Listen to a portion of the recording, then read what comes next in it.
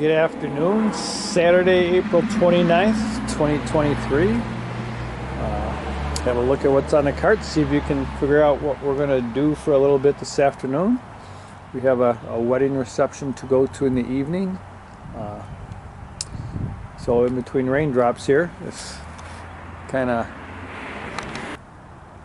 Okay, here's the first stake. When we were putting in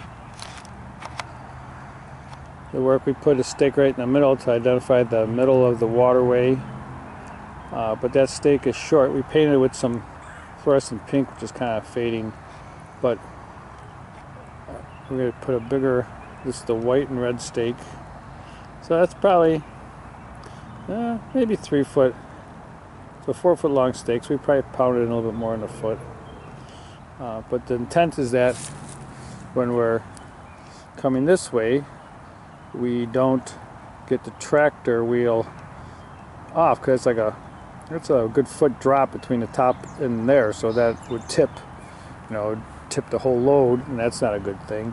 In the winter time, it's hard to see, so when I'm driving the tractor or pulling a cart or pulling a toboggan, I want to make sure I don't go off that edge just because it's a tipping thing. So I put that one. I'm going to pull this one out. You can see over here we have this one we're going to pull out and put a white one in. Down here we have, this one has to get moved because it's right in the middle of our little swale there. I want to move it to the side so it's easier to clean out. And way down there, I'm going to put another one because it has to stay draining. There's so little elevation change that needs to stay open just like it is. So we're going to put those out there. Here's this one. We have this one here. And you see I moved that stick a little bit, and then down at the end I put a stake all the way up this way. And going this way, we have the ones over here. So we put this one here. And this is on the other side, and the stake that was here we moved down there, which is the end of where we want to keep this part kind of clean, to keep the right elevation, to keep the right flow. Alright, let's see where else we go. Okay, so the next one is over here. That's where the pipe goes across, and then we need to keep it clean down to where that stake is. And if we come back, we will see our robin friend laying on some eggs, being very still.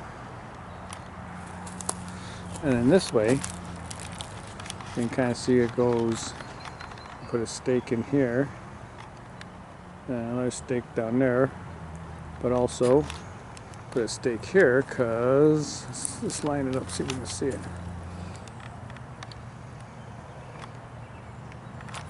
Stake way down there. Yep, because there's a little side thing that we keep clean to drain out that big part too. Alright, and on this section here, we have a stake here. And we put a stake over there. Kind of say this is the waterway that we need to maintain. And on this side, we have this one here. And you can see we have the other ones leading down to the other pile. And if we go over this way, now we did not put in a swale crossing here. This one wasn't a major one, but what we do want to do is we want to make sure that this side drains out. We don't want water to sit here. So we put a stake, kind of hard to tell here. It's how the white and red ones stand out really nice, but there's a blue and brown one, but we want to just make sure that we keep that clear all the way through to drain this section, doesn't get filled with water.